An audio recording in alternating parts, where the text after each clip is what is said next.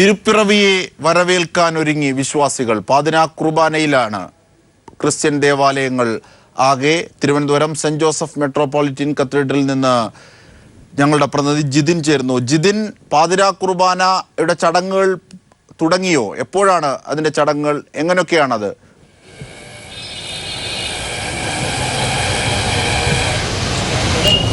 ജിംഷാദ്, തിരുപ്പിറവി ആഘോഷത്തിന്റെ നിമിഷങ്ങളാണ് കടന്നു പോകുന്നത്. തിരുപ്പിറവിയോടനുബന്ധിച്ചുള്ള പ്രത്യേക പ്രാർത്ഥനകളും പ്രത്യേക ക്രിസ്തുമത ശുശ്രൂഷകളും ക്രിസ്തീയ ദേവാലയങ്ങളിൽ നടന്നുകൊണ്ടിരിക്കുകയാണ്. ഞാനിപ്പോൾ നിൽക്കുന്നത് തിരുവനന്തപുരത്തെ പാളയം സെന്റ് ജോസഫ് കത്തീഡ്രലിലാണ്. ഇവിടെ അതിരൂപത ആർച്ച് ബിഷപ്പ് ഡോക്ടർ എം സൂസേപ്പത്തിന്റെ നേതൃത്വത്തിൽ അല്പസമയത്തിനകം തന്നെ പ്രത്യേക പ്രാർത്ഥനകളും പാതിരാ കുർബാനയും ആരംഭിക്കും. ഒട്ടേറെ വിശ്വാസികളാണ് ഇപ്പോൾ തന്നെ പള്ളിയിൽ എത്തിയിരിക്കുന്നത്. 11:30 ഇവിടെ പാതിരാ കുർബാനയും പ്രത്യേക ക്രിസ്തുമത ശുശ്രൂഷകളും ആരംഭിക്കുക. നേരത്തെ തിരുവനന്തപുരത്തെ പട്ടം സെന്റ് മേരീസ് കത്തീഡ്രലിൽ മേജർ ആർച്ച് ബിഷപ്പ്മാർ ബസേലിയസ് ക്ലിമീസ് കാതോലിക്ക ബാവയുടെ നേതൃത്വത്തിൽ പ്രത്യേക പ്രാർത്ഥനകളും പാതിരാ കുർബാനയും നടക്കുകയുണ്ടായി.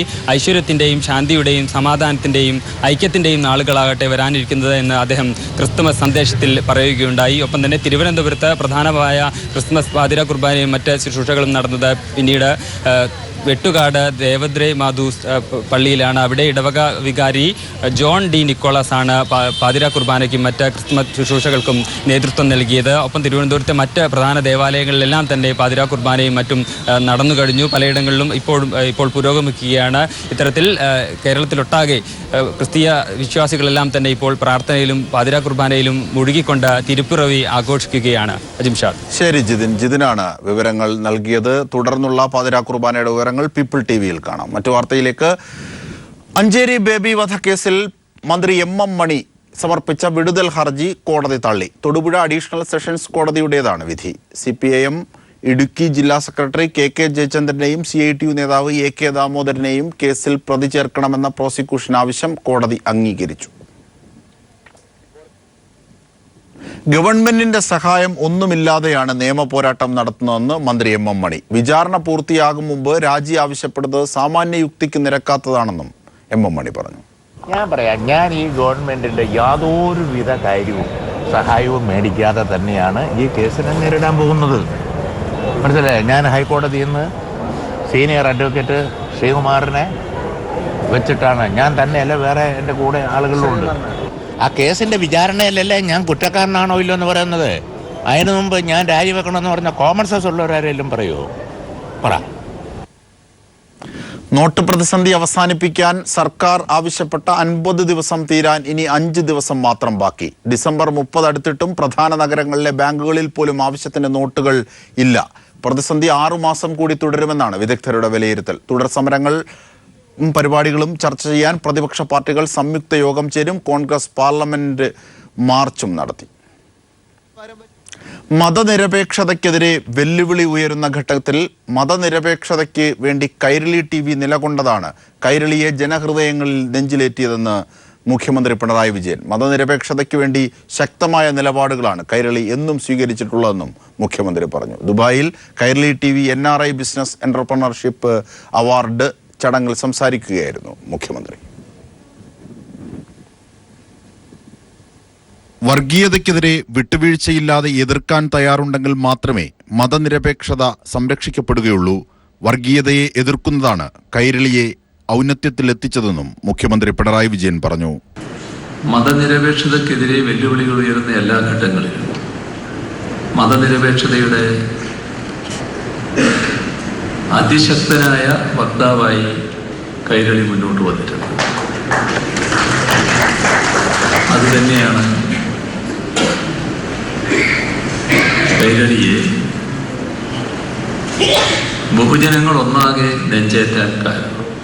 കൈരളി TV ഏർപ്പെടുത്തിയ ബിസിനസ് അവാർഡുകൾ വാണിജ്യ വ്യവസായ സംരംഭകർക്ക് വലിയ പ്രോത്സാഹനമായി മാറിയിട്ടുണ്ടെന്ന് അവാർഡ് ദാന ചടങ്ങിൽ അധ്യക്ഷത വഹിച്ച Malayalam communications limited chairman Mammootty അഭിപ്രായപ്പെട്ടു. കൈരളിയുടെ ഒരുപാട് നിക്ഷേപകർ നിങ്ങളിൽ ഒരുപാട് വലിയ വലിയ ആളുകളുണ്ട്. കേരളത്തിലും കേരളത്തിന് വെളിയിലും ഉള്ള മലയാളികളും അല്ലാത്ത ആളുകളുമായി ഒരുപാട് അറിയപ്പെടുന്ന പ്രഗത്ഭരായ നിക്ഷേപകരുണ്ട്. നിക്ഷേപകരായതിനു ശേഷം ഒരുപാട് സ്ഥാനമാനങ്ങൾ അലങ്കരിച്ചവരുണ്ട്. പക്ഷേ ഈ പ്രഭാതത്തിന് ഞങ്ങൾക്ക് വളരെയേറെ സന്തോഷമുള്ള, കൈരളിക്ക് പ്രത്യേകിച്ച് അല്ലെങ്കിൽ കൈരളിലെ മറ്റു നിക്ഷേപകർക്കും സന്തോഷമുള്ള ഒരു കാര്യം, കൈരളിയുടെ ഒരു നിക്ഷേപകനാണ് ഇപ്പോൾ കേരളത്തിലെ മുഖ്യമന്ത്രി.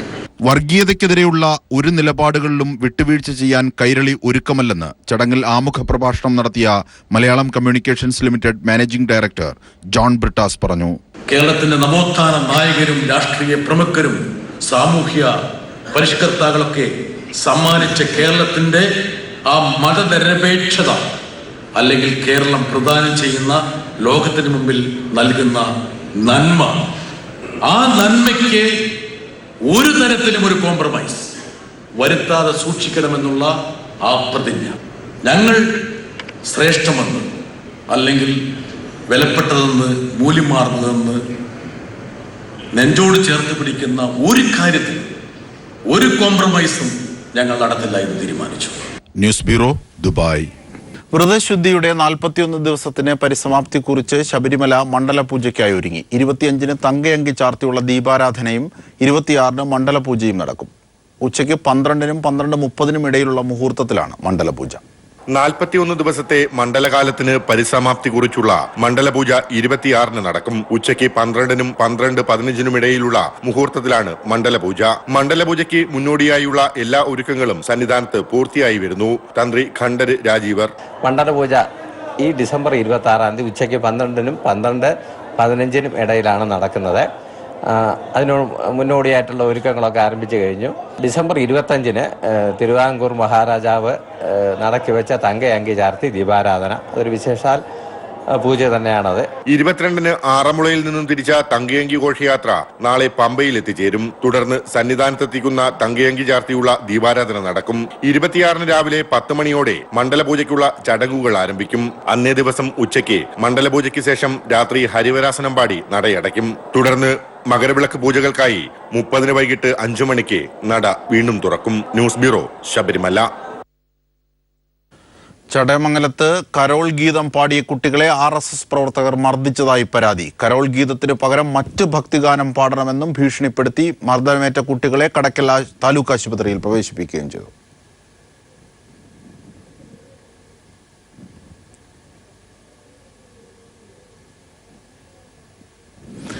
സഹകരണ ബാങ്കുകൾക്കും തനിക്കെതിരെയും ഉയരുന്ന കുപ്രചരണങ്ങൾക്കും മറുപടിയുമായി മന്ത്രി കടകംപള്ളി സുരേന്ദ്രൻ.